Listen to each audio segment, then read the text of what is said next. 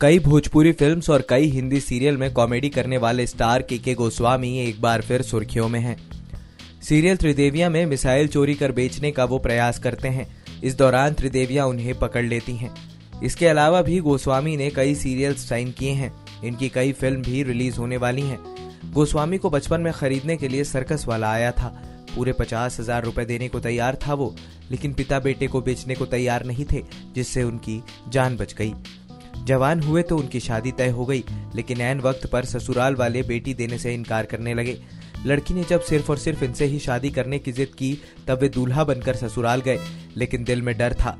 के गोस्वामी की छोटी कद की जानकारी के बाद भी होने वाली पत्नी उनसे शादी करने को तैयार थी। घर वाले उन्हें समझा रहे थे कि अभी भी मौका है, शादी से इनकार कर दो और अपने लिए कोई अच्छा लड़का चुनो।